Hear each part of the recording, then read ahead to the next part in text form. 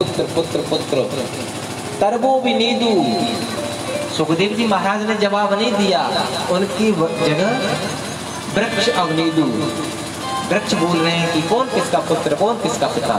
पता नहीं महाराज, ये आपके कितने बार पिता बन लिए और ये कितनी बार आपके पुत्र बन लिए।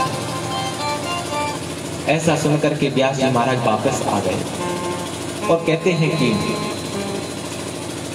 एक नेमिसी सारण क्षेत्र था, जहां पर 88,000 ऋषि, वो भी गृहस्थी, नित्य प्रति अपनी सेवा पूजा करते थे, अपना जो संध्या करते थे और उनसे फ्री होकर के अपनी नित्य पूजा से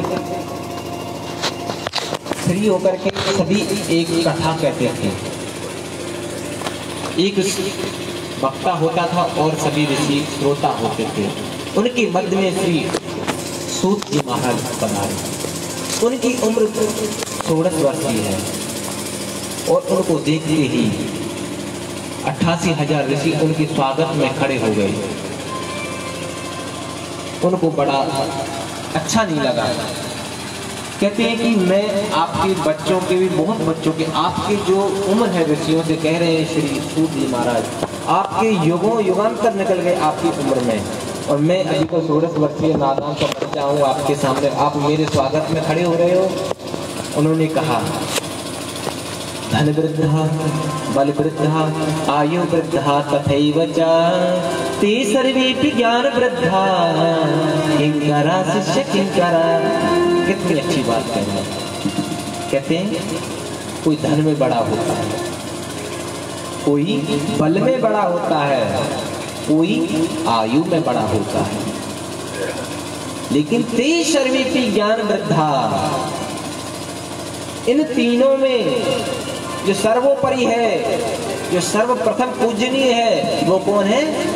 ज्ञान वृद्धा तथैव च। जो ज्ञान में बड़ा होता है वही पूजनीय होता है। कहते हैं कि सूत जी महाराज कि मुझे ये आपका जो लोकाचारी है ना, बिल्कुल पसंद नहीं आई। आप हमसे श्रेष्ठ हो। कहते हैं कि आजकल का जो युग है, अगर कोई श्रेष्ठ है वो कहेंगे ओए नहीं, कल परसों ऐसे ही तो घूमता था, कोई बात नहीं, हो गया बस। मंदिर के सामने भी आजकल मत्था नहीं टेकते हैं। ओ पता नहीं यार, हम नहीं मानते भगवानों को, लेकिन भगवान उनको कब याद आते हैं? संकट के समय। कहते हैं कि दुख में सुमिरन सब करें, सुख में करे न को, जो सुख में सुमिरन करे तो दुख काहे को। कहते हैं कि सब दुख में ही सुमिरन करते हैं भगवान को। किसी को भी याद आती है दुख में ही आती है, सुख में तो सब भूल जाते हैं, क्योंकि उनके पास में सुख होता है तो कारोबार काफी बड़ा हुआ होता है, उसमें वो व्यस्त रहते हैं। सुबह के जाते हैं, रात को आते हैं, खाना पीना खा पी करके दुनिया की लोकाचारी भी सुन लेते हैं टीवी लगा करके और सो जाते हैं। फिर सुबह से नहीं, भगवान की याद कहाँ से आएगी? भगवान की याद कब आएगी? दुख में आएगी। और सूत जी महाराज की पूजा करके शौनक आदि ऋषियों ने मंच पर बिठाया और कहने लगे, हे सूत जी महाराज, आजकल इस दुनिया में बड़े अनेकों प्रकार के कष्ट भोग रहे हैं। उनके इन कष्टों को निवारण करने के लिए कोई सरल सा उपाय बताइए। इन मानवों का, इन जीवों का कल्याण कैसे हो? सूत जी महाराज बड़े प्रसन्न हुए और कहने लगे, अज्ञान ध्वांत विध्वंस कोटि सूर्य समप्रभा सूताख्यायी कथा सारम मम करण रसायन। कहते हैं कि ऐसी कथा कहिए जो हमारे कानों को भी अच्छी लगे और कल्याणकारी भी हो। अज्ञान ध्वंस विध्वंस, कहते अज्ञान रूपी जो अंधकार सारे संसार में फैला हुआ है, उसको आप दूर करने में समक्ष हैं। कोटि सूर्य समप्रभ, आप करोड़ों सूर्यों के समान हैं। एक सूर्य नहीं, एक ही सूर्य पूरे संसार को, पूरे विश्व को प्रकाशित कर देता है। और आप अज्ञान रूपी जो अंधकार छाया हुआ है इस पूरे विश्व में, उसको दूर करने के लिए आप कोटि सूर्य समप्रभ, आप करोड़ों सूर्यों के समान। आप ऐसी कोई सरल उपाय बताइए जिससे मानव जाति का कल्याण हो। कहते हैं कि कृष्ण प्राप्ति करण शाश्वत साधन तत्वादा, हमारी और कोई इच्छा नहीं है, कृष्ण की प्राप्ति हो जाए हमें, और कुछ नहीं चाहिए। कृष्ण प्राप्ति कर्म शाश्वत, हमारी सदैव यही कामना रहे कि हम गोविंद का गुणगान करते रहें। कहते हैं कि संतों का क्षण और भोजन का कण कभी व्यर्थ नहीं गंवाना चाहिए। कहते हैं कि संतों का अगर आपको सत्संग का एक क्षण भी मिल गया तो आपके जीवन को सुधार देगा। आप काला ब्याल मुख ग्रासा त्रास निर्णास ही लवे, श्रीमद्भागवतम शास्त्रम कलौ कीरे यथासदा। कहते हैं हम जो किसके मुख में बैठे, काला ब्याल मुख ग्रास, काल यमराज, ब्याल जो काल रूपी ब्याल मान सर्प है, अजगर है, उसके हम मुख के ग्रास बने हुए हैं। ग्रास माने भोजन। ये समझो आप काल रूपी जो ब्याल है, सर्प है, उसके मुख में हम बैठे हुए हैं। हम कब तक सुरक्षित हैं? जब तक उसने मुख को बंद नहीं किया, हम तब तक ही सुरक्षित हैं। और ये किसी को पता नहीं है कि कब बंद कर ले। किसी को पता है क्या कब ऊपर से बुलावा आ जाए? ये तो जिंदगी एक किराए का घर है, हमको खाली तो करना ही पड़ेगा जी। हम यहाँ पर किराएदार बन के आए, ना कि यहाँ के मालिक। कहते हैं ईश्वर सत्य जगन मिथ्या, ये संसार सब मिथ्या है, झूठा है, इसको एक दिन प्रलय होना ही पड़ता है। सत्य एक भगवान है, वही जो पहले रहता है वो अंत में बचेगा। कहते हैं कि यह श्रीमद् भागवत महापुराण कभी कभी देवताओं को भी दुर्लभ हो जाती है। एवं विनमये जातो सुधारा ज्ञान प्रतीयता, प्रपश्यामो वयं सर्वे श्रीमद् भागवतामृतम्। जब देवताओं को पता चला था ना कि सुखदेव जी महाराज परीक्षित जी को कथा श्रवण करा रहे हैं, तो वो भी आए थे कि हम भी सुन लेते हैं और परीक्षित जी महाराज को अमृत पिला देंगे तो वो भी अमर हो जाएंगे और हम भी श्रीमद् भागवत महापुराण का कथा श्रवण कर लेंगे। लेकिन इसमें उनको लालच था। कहते हैं को स्वधा को कथा लोके को वाचय को मडन महान। कहते हैं कि अमृत की तुलना किससे की है सुखदेव जी महाराज ने? कांच से। कहते हैं कि कहाँ अमृत कांच रूपी और कहाँ श्रीमद् भागवत महापुराण मणि। आप कितने ठगिया हो, कांच दे करके मणि का सौदा कर रहे हो। अगर आपको श्रवण करनी होती तो आप ही बैठ जाते, हम आपसे मना थोड़ी नहीं करते, लेकिन आपने सौदा कर दिया। आपने तुलना ठीक से नहीं लगाई। कहते हैं जो इस अमृत को पीता है वो पुनरपि जननम पुनरपि मरणम पुनरपि जननी जठरे शयनम। जो इस अमृत रूपी का कलश में से जो रसपान करता है, अमृत पान करता है, उसको फिर मृत्यु लोक में आना ही पड़ता है। लेकिन जो श्रीमद् भागवत महापुराण का जो अमृत पी लेता है उसको पुनरपि जन्म पुनरपि मरणम ये इस भवबंधन में नहीं पड़ता है। इस संसार से उनको छुटकारा मिल जाता है। फिर उनको दोबारा गर्भ में नहीं खाना पड़ता है। कहते हैं गर्भवासम समम दुखम भूतो न भविष्यति, गर्भ के बराबर दुख कहीं नहीं है आपको। कहते हैं कि सारे देव देवता ब्रह्मा जी के पास गए और कहने लगे, हे ब्रह्मा जी, ये सुखदेव जी महाराज ये क्या बता रहे हैं? हम उनको अमृत दे रहे थे कि आप अमृत हमसे ले लीजिए, परीक्षित जी को पिला दीजिए, और श्रीमद् भागवत महारूपी जो अमृत है वो हमको पान करा दीजिए, वो भी अमर हो जाएगा और हमारा भी कृतार्थ हो जाएगा। हम भी श्रीमद् भागवत महापुराण भगवान गोविंद के गुणगान का हम भी थोड़ा रसास्वादन ले लें। लेकिन उन्होंने हमको नहीं पिलाया, अभक्त समझा हमको।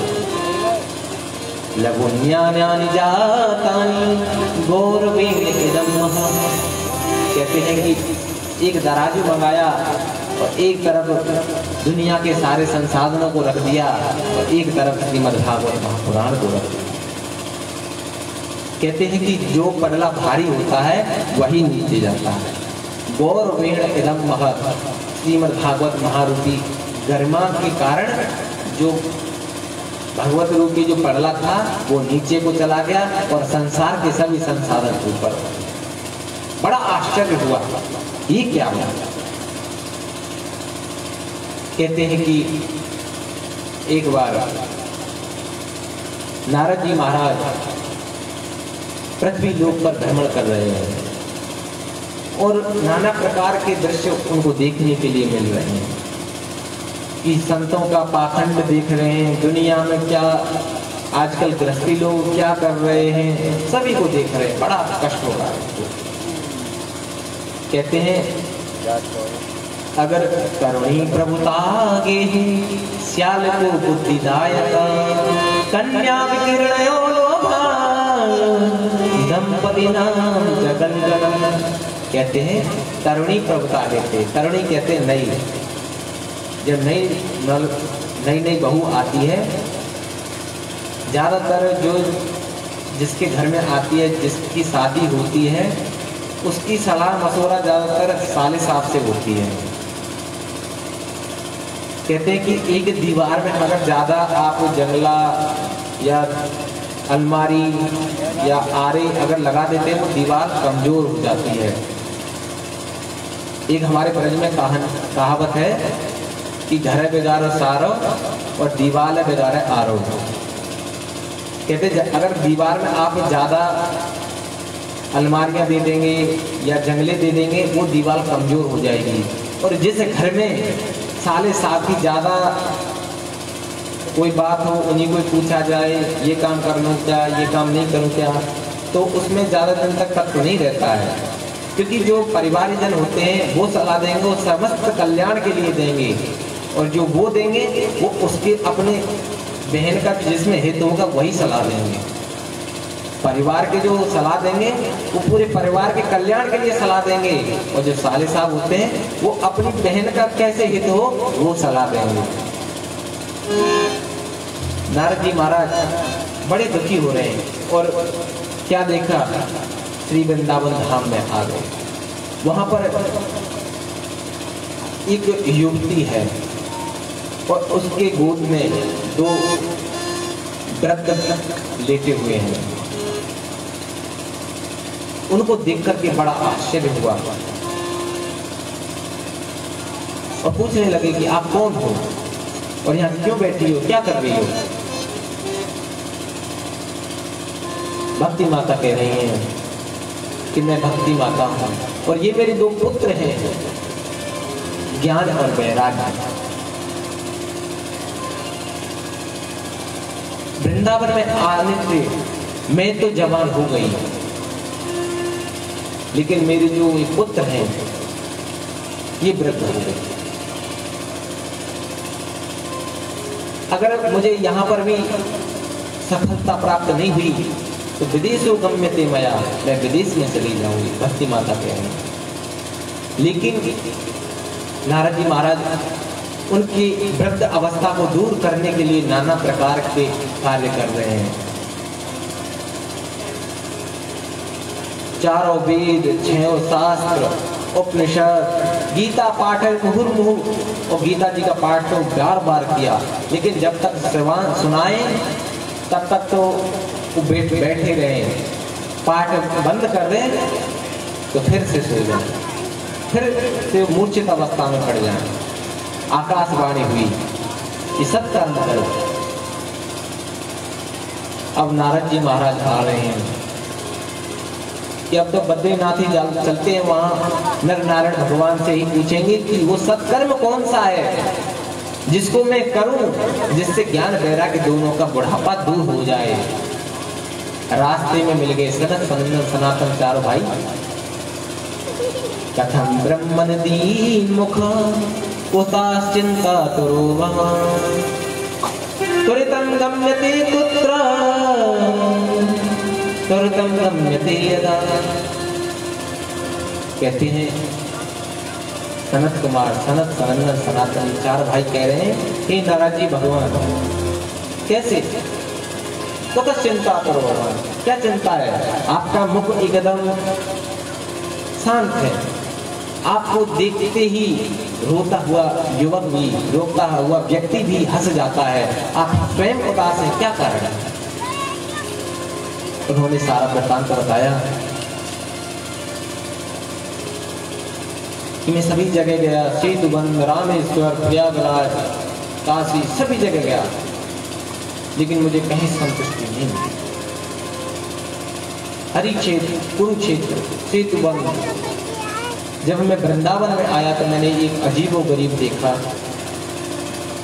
कि एक युवती है भक्ति माता, और उसके जो पुत्र हैं वो वृद्ध हैं। कैसी विडंबना है, ये देखो, माता युवा है, जवान है, और पुत्र है वो वृद्ध है। आकाशवाणी हुई सत्कर्म करो। अब आप ही बताइए कि वो सत्कर्म कौन सा है जिससे उन ज्ञान और वैराग्य दोनों की जो वृद्धा अवस्था है वो दूर हो जाए। सत्संग ऋषि कहते हैं सतसूच को नूनम ज्ञान वृद्धा तथैव च श्रीमद्भागवतालाप कलौ कीरे निभासित। सनकादिक ऋषि कहते हैं कि आप श्रीमद् भागवत कथा का आयोजन करिए और ज्ञान वैराग्य का बुढ़ापा है वो दूर हो जाएगा। नारद जी महाराज कह रहे हैं क्यों मजाक कर रहे हो? कहते हैं कि मैंने वेदों का पाठ किया, वेदांत का पाठ किया, उपनिषदों का पाठ किया, और गीता पाठ है मुहुर्मुहु गीता जी का पाठ किया, लेकिन उनसे कुछ नहीं हुई, केवल भागवत। और कहते हैं कि जो श्रीमद् भागवत जो बना है वो वेद शास्त्रों से ही बना है। जब वेद शास्त्रों से ही कुछ नहीं हुआ तो केवल भागवत से क्या हुआ? सनकादिक ऋषि कहते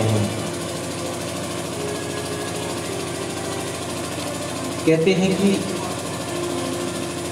एक पेड़ होता है कल्प वृक्ष रूपी, वो पूरा ही वृक्ष रसमय है। या आम का कोई पेड़ ले लीजिए, आम का पूरा पेड़ रसमय है, लेकिन हमें अगर आम का रस का स्वाद लेना है तो हम क्या उसकी टहनियाँ तोड़ के खाएंगे, या पत्ते तोड़ के खाएंगे, या उसकी छाल को उचेड़ के खाएंगे? नहीं खाएंगे ना। हम सब्र करेंगे किस चीज का? जब तक उस पर फल आता है, जब उसका पका हुआ जब फल आएगा उसको खाने से हमें उस वृक्ष की पता चलेगा कि इसका रस ये है। वैसे ही वेद वेदांत कल्प रूपी वृक्ष है, और उनका जो पका हुआ जो फल है वो श्रीमद् भागवत महापुराण। कहते हैं कि जो रस की प्राप्ति, कहते हैं कि वेदों की जो भाषा है वो संस्कृत भाषा है, उसके अर्थ को अच्छा विद्वान भी सही सटीक नहीं लगा पाता है। इसलिए उनका जो सार लेकर के उसका जो तत्व है वही श्रीमद् भागवत महापुराण। उन्होंने कहा इससे उनका मोक्ष हो जाएगा, इससे उनका जो व्रत अवस्था है दूर हो जाएगा। मैं हाँ जी हो जाएगा। तो कहा कि आप ही सुना दीजिए श्रीमद् भागवत महापुराण। वो है बद्रीनाथ में और माता भक्ति देवी कहाँ है? वृंदावन में। अब वो कह रहे हैं कि वहाँ लाइए, उनकी वहाँ तो मैं नहीं ला सकता हूँ, या फिर ऐसा करो थोड़ा हम नीचे उतरते हैं, थोड़ा उनसे कहिए वो आगे आते हैं और बीचों बीच में हरिद्वार। कहते हैं कि अगर दीपक अगर अंदर रखोगे तो अंदर ही अंदर उजाला रखेगा, अगर बाहर रख दोगे तो बाहर ही बाहर उजाला रहेगा। लेकिन जब आप बीच धेरी पर रख देते हो तो बाहर भी उजाला रहेगा, अंदर भी उजाला रहेगा। ऐसे ही श्रीमद् भागवत महापुराण का आयोजन हरिद्वार में रख दिया गया कि जो ऋषि मुनि बद्रीनाथ में रह रहे हैं वो भी नीचे उतर के आ जाएंगे, और जो संसार के जो जीव रह रहे हैं, जिस गृहस्थ में रह रहे हैं, वो भी हरिद्वार में आ जाएंगे। सभी का कल्याण हो जाएगा। और भक्ति माता को आमंत्रित किया कि आप आइए और कथा श्रवण करिए, आपके निमित्त यह श्रीमद् भागवत महापुराण हो रही है। और 3 आसन बिछाए, एक भक्ति माता के लिए, एक ज्ञान वैराग्य, 2 उनके लिए। मुख्य यजमान बन करके नारद जी महाराज विराजमान हो गए। और कहते हैं कि जिसकी पत्नी हो, अगर कोई यज्ञ हो तो उसमें अपनी पत्नी को दाएं अंग लेकर के बैठना चाहिए, अकेले नहीं करना चाहिए। अगर नहीं है तब अकेले कर सकते हो आप। तो नारद जी महाराज तो उनकी तो शादी हुई नहीं है, तो अकेले ही यजमान बन करके और श्रीमद् भागवत महापुराण का रसपान कर रहे हैं। उन्होंने एक प्रश्न कर दिया। कहते हैं कि इस श्रीमद् भागवत महापुराण से अगर कोई भक्त तर जाए आश्चर्य नहीं है, अगर कोई सज्जन आदमी तर जाए आश्चर्य नहीं है, कोई संत तर जाए आश्चर्य नहीं है। कभी इस श्रीमद् भागवत महापुराण से पापी भी तरा है क्या? उसको भी मोक्ष की प्राप्ति हुई है क्या? तो संतादि ऋषि कहते हैं हाँ, क्यों नहीं।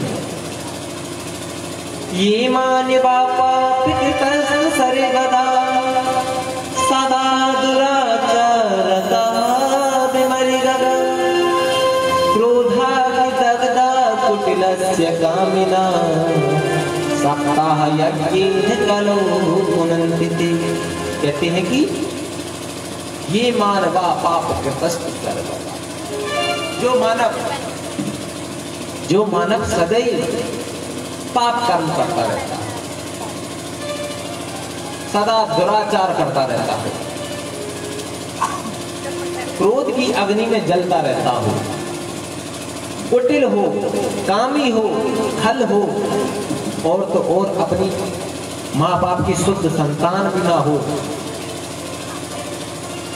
और जिसकी अकाल मृत्यु हो जाए उसको भी मोक्ष की प्राप्ति हो जाती है। जब इतनी बात बताई नारद जी महाराज ने कहा सुने गुरु जी बात जमी नहीं, कुछ विश्वास नहीं हो रहा है, थोड़ा विस्तार से बताएंगे। आपने तो बहुत कुछ कह दिया। जब कोई पाप कर्म करता रहता, दुराचारी हो, खल हो, कामी हो, क्रोध की अग्नि में जलता रहता हो, और तो और अपने माँ बाप की शुद्ध संतान भी ना हो, वह भी अगर श्रीमद् भागवत महापुराण किसी को निमित्त बना करके भी सुनाई जाए उसको भी मोक्ष की प्राप्ति हो जाती है।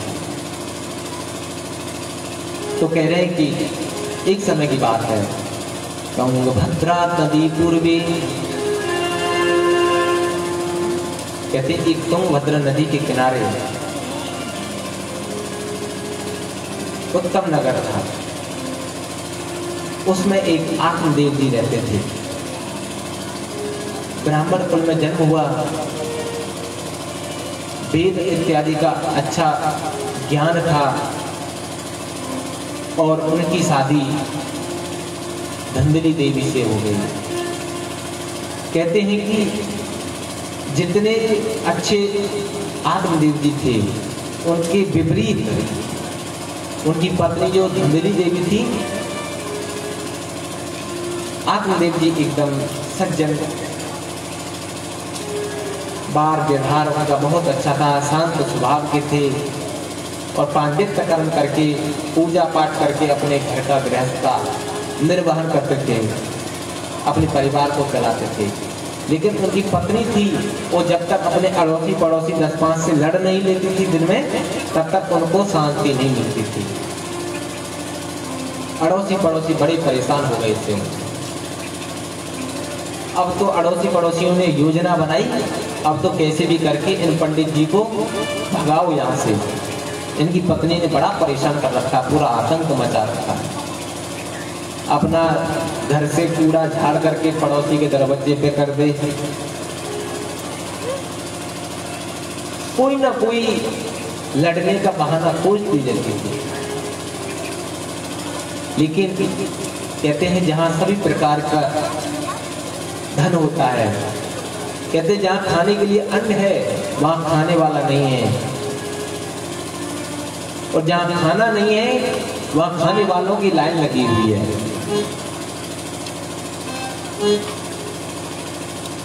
किसी किसी को इतना धन दे दिया, लेकिन उस धन को खाने वाला या उस धन को आगे बढ़ाने वाला, उसको संभालने वाला कोई नहीं है। और जहां धन नहीं है वहां उत्तरदायित्व लिए हुए काफी घूम रहे हैं। कृष्ण लाल की जय।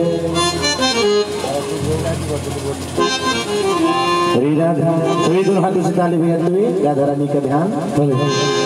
हरी राधा नाम की लगाई भोले बारी के पत्ता पत्ता श्याम भोले।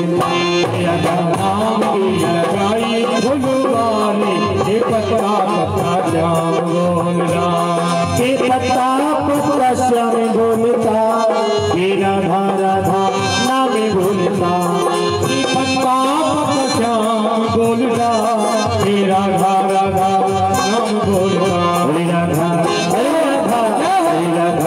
नाम की लगाए भोले बारी पत्ता पत्ता श्याम भोलता, राधा नाम की लगाई फुलवारी के पत्ता पत्ता श्याम भोलता। कभी ताली सेवा करते हुए गली गली में मैं उसी की, गली गली में उसी की, गली गली में मैं उसी की, गली गली में मैं उसी की। हर पक्षी में उसी की, हर पक्षी में उसी, हर पक्षी में उसी की, हर पक्षी में उसी। नाचे नाचे मोर बोले कोयलिया, पत्ता पत्ता श्याम बोलता, राधा नाम की लगाई फुलवारी के पत्ता पत्ता श्याम बोलता, के पत्ता पत्ता श्याम बोलता, के राधा राधा नाम बोलता, के पत्ता पत्ता श्याम बोलता, के राधा राधा नाम बोलता। राधा नाम की लगाई फुलवारी के पत्ता पत्ता श्याम बोलता, राधा नाम की लगाई फुलवारी के पत्ता पत्ता श्याम बोलता। हरि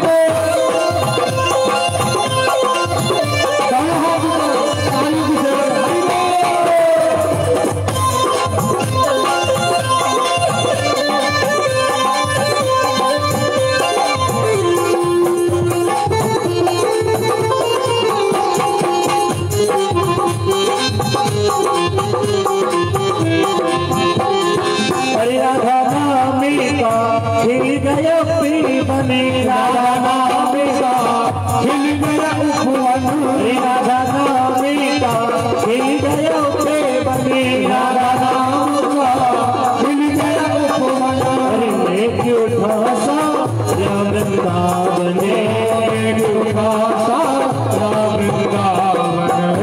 क्यों था सा राम वृंदावन, ओ मैं क्यों था सा राम वृंदावन।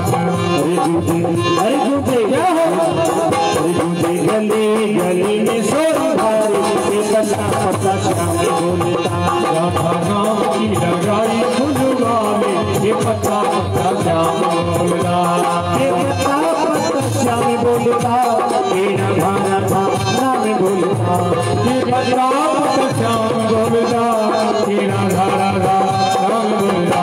राधा राधा नाम की लगाई पता पता श्याम बोलता, नाम की लगाई फुलवारी, ये पता पता श्याम बोलता।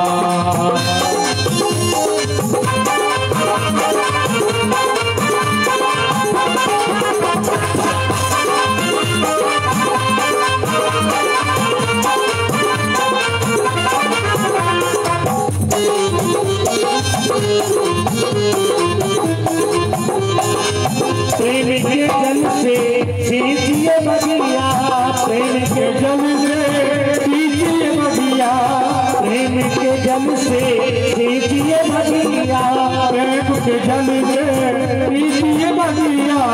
मेरे वाले मेरी सखिया, मेरे वाले मेरी सखिया, मेरे वाले मेरी सखिया, मेरे वाले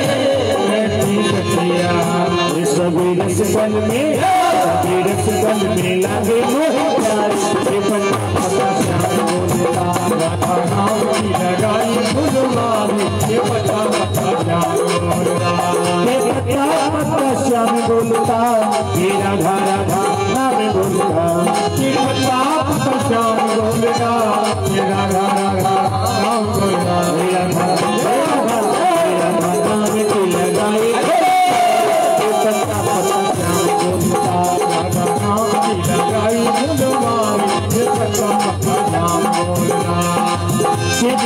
चित्र छाई हरियाली, चित्र छाई हरियाली, चित्र छाई हरियाली, चित्र छाई हरियाली। तेरा भाव संग बनवारी, तेरा भाव संग बनवारी, तेरा भाव संग बनवारी, तेरा भाव संग बनवारी। पागल के बलिया है हमारी, पता पता बोलता, राधा नाम की लगाई फुलवारी, ये पता पता बोलता, पता पता श्याम बोलता, ये राधा राधा नाम बोलता, ये पता पता श्याम बोलता, ये राधा राधा नाम बोलता। राधा राधा राधा नाम की लगाई फुलवारी, पता पता श्याम बोलता, राधा नाम की लगाई फुलवारी, ये पता पता श्याम बोलता, राधा नाम की लगाई फुलवारी, पता पता श्याम बोलता, राधा नाम की लगाई फुलवारी, ये पता पता श्याम बोलता, राधा नाम की लगाई फुलवारी, ये पता पता श्याम बोलता, राधा नाम की लगाई फुलवारी, ये पता पता श्याम। बोलिए वृंदावन के हरिलाल। तो कैसे बोलना पड़ेगा प्यारे भक्तों? राधे राधे, राधे राधे बोलने में कोई संकोच नहीं करेंगे।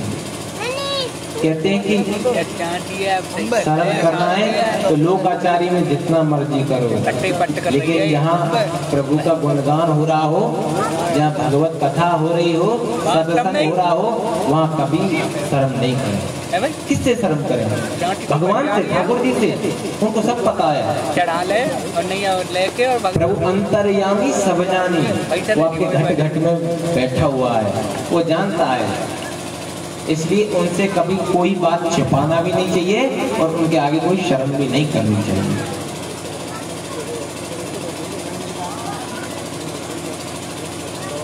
और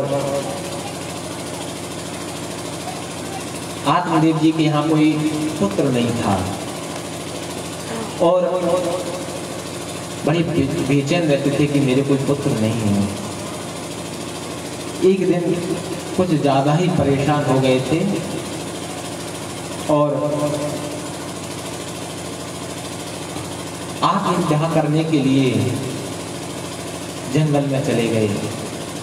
या तो आज मैं लेकर के आऊंगा पुत्र भगवान से, या फिर मैं आऊंगा ही नहीं। और जंगल में बैठ करके रो रहे थे और वहां होकर के एक संत जा रहा था और कहने लगा, कथम रोदसी विप्रतम काते चिंतावलीयसी वदतम स्वपरमय्यम स्वस्य दुखस्य कारणम्।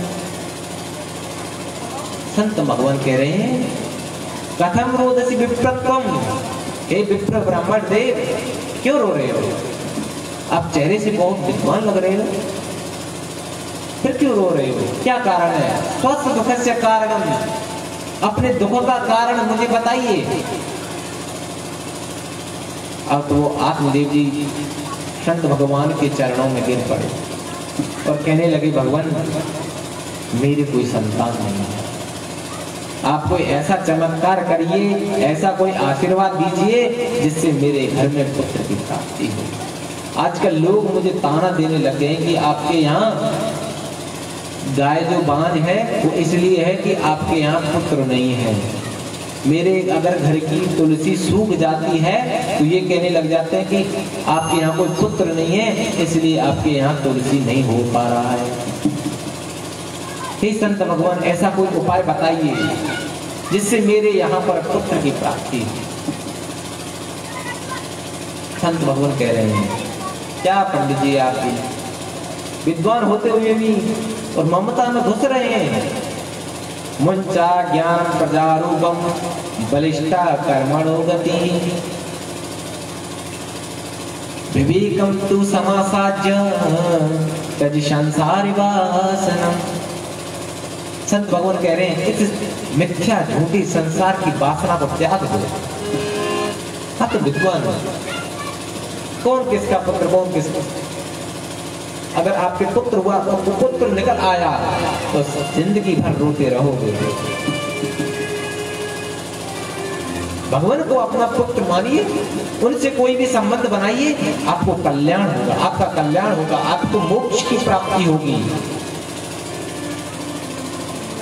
सारा संसार ही झूठा है, सत्य तो केवल परमात्मा है, उसका गुणगान करिए, उससे जो रिश्ता बनाना है उनसे बनाइए। पंडित जी कहने लगे,